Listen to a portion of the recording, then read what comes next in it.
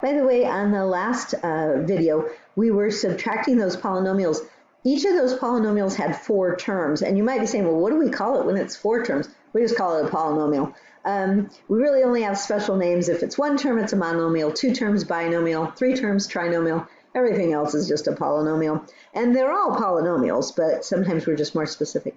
Okay, so we've added polynomials, we've subtracted polynomials. Now we're going to multiply polynomials. And multiplying polynomials is really distributing.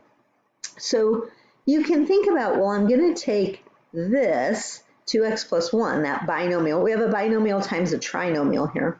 And I have to multiply it times that. And then I have to take this and multiply it times that. And then I have to take this and multiply it times that. And you can write that all out, and that would be great. I'm not going to do it that way, but you could. All right. I'm going to use the same idea, and I'm just going to take each term in the binomial, and I'm going to start with the highest degree. By the way, these are in standard form.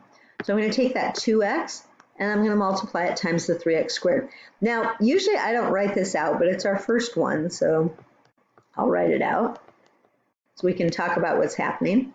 And then I'm going to take the 2x times the minus x. Now, I usually decide right away, is that going to be plus or minus? Well, it's going to be minus because it's a positive times a negative. Okay, and then I'm going to take the 2x times the 4, which again, that's going to be plus because it's 2x. It's a positive times a positive. Okay, and like I said, I don't usually write this stuff that I'm writing, but that's why it's throwing me. Okay, now I'm going to go with the other one. Now it's a positive 1, so it's going to be plus 1 times 3x squared. And then it's going to be the 1 times the minus x. So positive times negative is negative. And then the 1 times the 4 be positive. Okay, and now I just have, like, how many terms do I have in there? Like 6 little multiplications to do. Okay, so the first one, you multiply the coefficients, 6, and you multiply the variable part. So it's going to be x cubed. That's from our rules of exponents. You have x to the first, 1 plus 2. We're multiplying, so you add the exponents, right? Okay. And then on the next one, it's going to be minus 2x squared.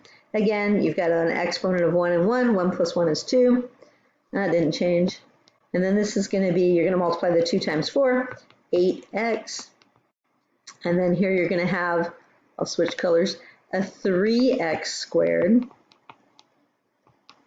And then here you're going to have minus x.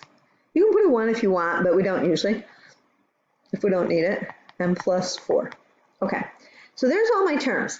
The next thing to do is look and see if any of them can be combined. Okay, so the 6x cubed, I don't see any other x cubes, so we'll keep that 6x cubed, minus 2x squared, 3x squared, okay, that's going to be 1x squared. Again, you can put the 1, but we don't usually if we don't need it. And then I have the 8x minus x, that's going to be 7x.